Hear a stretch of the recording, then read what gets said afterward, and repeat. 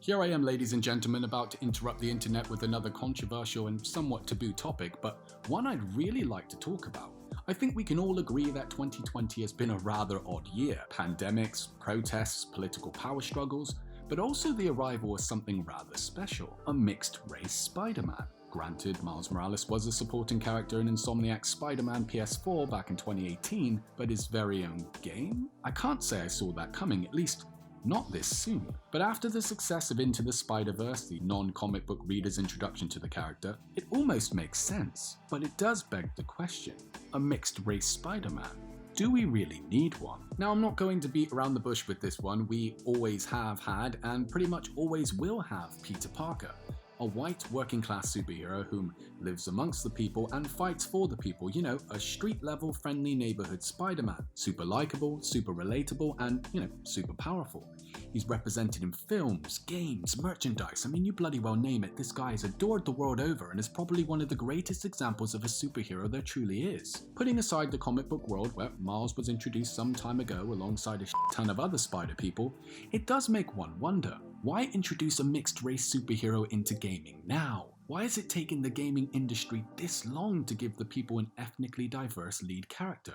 Albeit it's not the first time, but in a franchise powerhouse like Spider-Man. Why now? Well, I'll match your why now and I'll raise your why not. If anything, this is exactly what the world needs. A familiar story with an unfamiliar twist, designed to familiarize the player with an unfamiliar message. Superheroes come in all shapes and sizes, and that includes ethnicities. We know Peter Parker and we know his story. We know what he stands for and we know what he stands against. Maybe it's time we took those key fundamental elements of the character and we see what somebody else does with them, because Miles represents the same core values, just in his own Miles Morales style.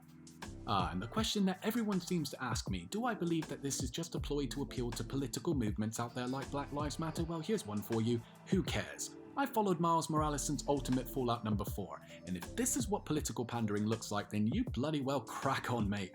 Or take a Superman/Steel game while you're at it, a Stevie Wonder wonders what's in front of him puzzle game, and I'll go for a game from the perspective of the black leather jacket in the background with the Nebuchadnezzar on the Matrix if we're going to be this level of dumb. In all seriousness, to answer the question posed at the beginning of this video, a mixed race Spider-Man, do we really need one? Well, yeah, we do. Not because he's mixed race, but because he's an awesome bloody character, one who deserves a AAA title and not some DLC afterthought. And if Miles Morales becomes the next generation's answer to Peter Parker, then even better. But I want to know what you guys think.